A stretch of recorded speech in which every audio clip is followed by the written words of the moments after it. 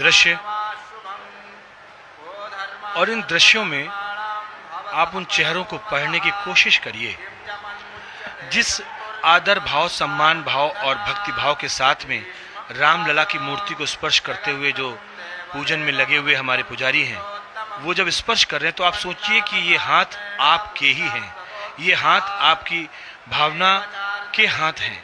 ये जो मंत्र का उच्चारण, आप सोचिए कि आपकी अपनी जीवा से उच्चारण हो रहा है। आप सोचिए कि आप भौतिक रूप से यहाँ पर हैं।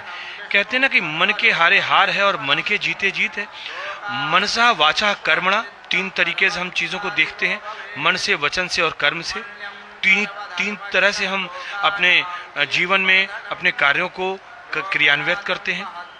अगर मन से सोच लिया तो हम यहाँ पर हैं, वचन हमने ले लिया तो हमने समझ लो कर लिया, और कर्म तो अंत में है ही है। और इधर ये दृश्य इस समय, जैसा कि हम कह रहे हैं कि लगातार ये श्रृंखला चल रही है, ये जो क्रियाएं हैं पूजन की वो लगातार चल रही हैं, और साथ ही साथ भक्तों का लगातार आगमन हो रहा है। कुछ तारीखों की तरफ, दिनांकों की तरफ जरूर हम आज ध्यान दिलाना चाहेंगे, क्योंकि जब हम आपसे यहाँ पर मुखातिब हैं, जब हम ये वार्तालाप कर रहे हैं, तो मुझे याद आ रहा है वो वक्त जब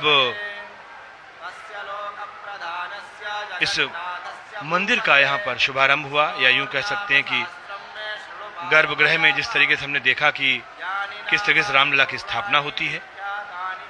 और ये भी हमने आपसे पहले बताया कि मंदिर बनने के पश्चात ये प्रथम रामनवमी का शुभ अवसर है।